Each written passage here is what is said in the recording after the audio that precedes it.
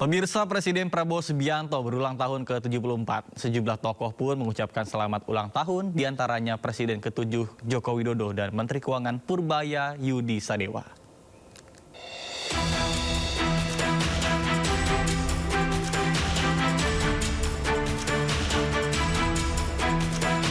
Presiden Prabowo Subianto berulang tahun ke-74.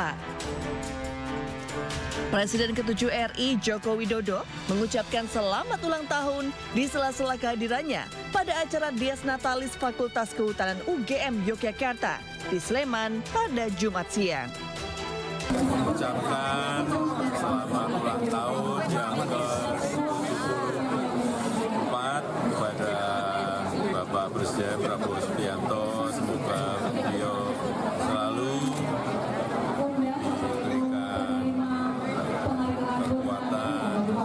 kesehatan dalam tugas besar mengelola pemerintahan dan negara kita. Fotografer langganan istana, Darwis Triadi, juga mengucapkan selamat pada Presiden ke-8 tersebut.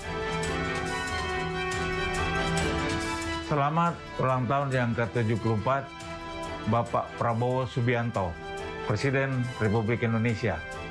Semoga Tuhan senantiasa memberikan berkah dan kesehatan dalam memimpin bangsa. Ucapan selamat juga diunggah sejumlah pejabat negara, di antaranya Wakil Presiden Gibran Rakabuming Raka, Menteri Keuangan Purbaya Yudi Sadewa, Utusan Khusus Presiden Bidang Pembinaan Generasi Muda dan Pekerja Seni Raffi Ahmad, dan Gubernur Jakarta 2017-2022 sekaligus rival Presiden Prabowo saat pemilihan presiden lalu, Anies Baswedan.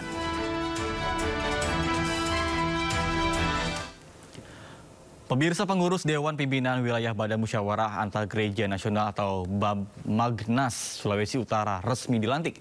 Kegiatan yang digelar di gedung Mapolus kantor Gubernur Sulut ini dipimpin langsung oleh Sekjen Bamagnas Hence Bulu dan dilaksanakan secara langsung disaksikan oleh Wakil Gubernur Sulawesi Utara Victor Mai Langkai. Penyerahan berkas dan pembacaan SK kepengurusan oleh Sekjen Bamagnas Hence Bulu menjadi pertanda disahkannya pengurus DPW Bamagnas Sulawesi Utara. Pelantikan Bamagnas Sulut ini juga bersamaan dengan penerimaan mandat pengurus DPD Bamagnas Kabupaten dan Kota se-Sulawesi Utara. Selain itu, dengan hadirnya pengurus yang baru ini diharapkan dapat berdampak dan menjadi pemersatu bagi gereja-gereja di Sulawesi Utara, serta bersinergi dengan pemerintah daerah dalam mewujudkan kerukunan umat beragama. Kami nantinya dalam waktu dekat akan langsung konsolidasi bagi pertama pengurus dan DPD dalam rangka pembentukan DPD kota kabupaten yang ada di 15 kota kabupaten. Harapan kami kiranya mereka bisa berdampak bagi Sulawesi Utara, menjadi pemersatu untuk gereja-gereja yang ada dan bisa bersinergi dengan pemerintah untuk menjalankan visi dan misi yang sudah ditetapkan baik oleh DPP Bamagnas Nasional maupun oleh pemerintah daerah. Kehadiran Bamagnas Sulawesi Utara ini dinilai akan memperkuat toleransi sekaligus menjaga kerukunan umat beragama.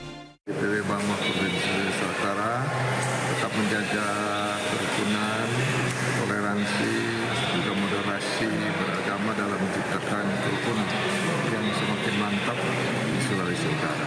Bamagnas memiliki peran strategis dalam membangun solidaritas umat Kristiani lintas denominasi, juga menjalin komunikasi harmonis bersama umat beragama lainnya. Dari Manado, Sulawesi Utara, Jeffrey Langi, iNews melaporkan.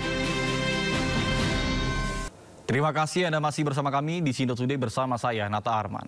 Pemirsa, Ketua Dewan Ekonomi Nasional Luhut Binsar Panjaitan buka suara soal penyelesaian utang proyek kereta cepat Jakarta-Bandung atau WUSH. Kita tinggal tunggu Kepres saja, ada Kepres dari... Luhut mengungkapkan permasalahan utang proyek kereta cepat Jakarta-Bandung serupa dengan proyek LRT Jabodebek. Luhut telah mengusulkan skema pembayaran utang kereta cepat Jakarta-Bandung kepada CEO Danantara Rosan Ruslani. Bahkan dirinya pun percaya diri dalam waktu dekat akan terbit Kepres tentang hal tersebut. Kita tinggal nunggu Kepres saja, ada Kepres dari Presiden mengenai timnya, dan saya sudah koordinasi dengan Pak Rosan, karena dulu saya yang nanganin, jadi supaya berlanjut, saya sudah beritahu Pak Rosan, dan Pak Rosan juga sudah sepakat untuk segera kita tangani bersama-sama.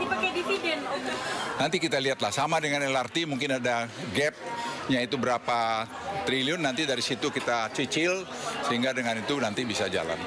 Tapi ingat ya, tidak ada public transportasi itu di dunia ini yang menguntungkan. Selalu banyak subsidi pemerintah, tapi tentu harus subsidi yang betul-betul terukur. Sementara itu, Ketua KPK Setio Budianto merespon adanya dugaan markup di proyek kereta cepat Jakarta-Bandung atau WUS. Setio meminta setiap dugaan tindak pidana korupsi harus memiliki data pendukung. Pak Mahfud bilang di podcastnya WUS itu ada dugaan markup dari 17 juta per kilometer sampai ke 52, itu gimana Pak KPK Pak temuan? Ya, sampai sekarang sih belum berinformasi ya, intinya dari internal gitu. Tapi kalau Pak Mahfud menyampaikan seperti itu ya, mudah-mudahan ada informasi, ada data, ada dokumen yang bisa mendukung penjelasan dari saya. Tapi saya yakin beliau mungkin punya gitu. Sementara itu, Presiden ke-7 Republik Indonesia Joko Widodo melengos saat dimintai tanggapan terkait dengan beban utang proyek kereta cepat WUS yang mencapai triliunan rupiah. Jokowi enggan berkomentar dan memilih membalikan badan.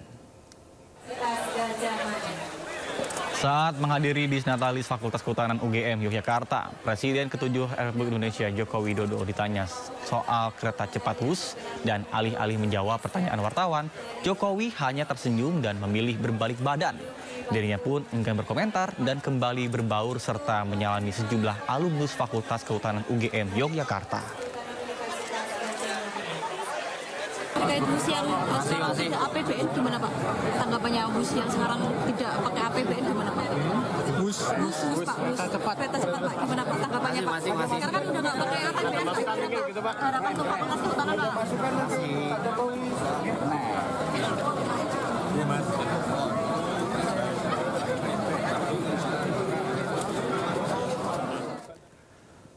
Saling lempar kewajiban bayar utang kereta cepat Jakarta-Bandung terjadi. Menteri Keuangan tetap enggan bayar utang PT KCIC gunakan APBN.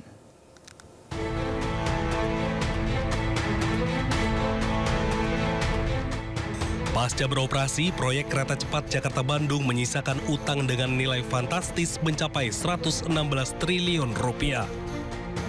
Utang ratusan triliun itu tak hanya menjadi beban bagi konsorsium BUMN yang terlibat, namun juga membuat pemerintah pusing 7 keliling. Menteri Keuangan Purbaya Yudisadewa enggan membayar utang proyek kereta cepat menggunakan uang APBN. Menteri Koboi ini dengan tegas menilai kewajiban bayar utang harus diselesaikan oleh BPI dan Antara. Begini, bukan utang yang nggak dibayar, kan pemerintah kalau dulu kan semuanya pemerintah yang tadinya begitu kan, tapi ketika sudah dipisahkan dan seluruh dividen masuk ke Danantara, Danantara cukup mampu untuk membayar itu. Jadi bukan nggak dibayar utangnya, dibayar tapi Danantara bukan APBN. Sikap Menteri Keuangan membuat Danantara mau tak mau harus membayar utang PT KCIC. Tak hanya utang, pemerintah dan otoritas terkait juga harus mengusut dugaan markup pada proyek ini yang membuat beban utang membengkak dan merugikan negara. Dari Jakarta, Tim Liputan iNews melaporkan.